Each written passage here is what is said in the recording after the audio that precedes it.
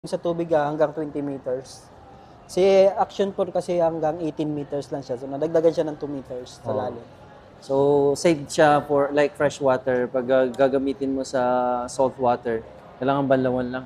Yes po, kailangan natin banlawan talaga. Mas maganda kung ibabad nga natin siya sa tabang. Oo, Tubig ibabag taba. para i-rinse tapos papad siya ng konti para Tapos itong steak natin na ito, sir, pagka ginagamit nyo rin siya sa dagat, so ibabad din natin sa tabang. kasi kakainin yan, aloy yan eh. Yes po. Pag hindi kasi natin ito nalinis, kakalawangin din to. Pero mas maganda kung sa dagat naman, mga floater talaga yung gamit natin. Siyempre, para lumutang din kapag In case talaga in case, di ba sir?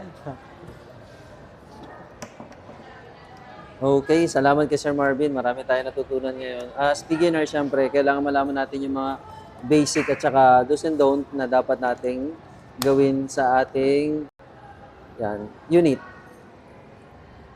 DJI Osmo 5, Action 5. Turo ka na, sir. Naituro na rin, sir. Mabuti naman. Mabait si Sir Marvin.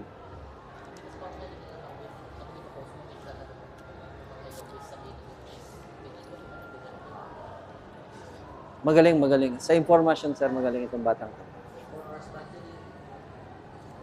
So, ayan po. So, check natin, try natin yung ating DJI Osmo 5. Kung, siyempre, mamaya magagamit na natin siya. Bisitahin natin yung mga magagandang places dito. Night scenery, by the way. Ayan. So, punta tayo mamaya. Tapos, we have the firefly watching mamaya. Masusubukan natin siya. Tingnan natin mamaya. Ganda yun doon, sir. Okay, so thank you DJI Palawan. Papila ako, sir. So,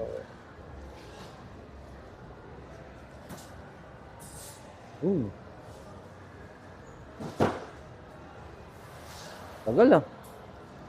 So,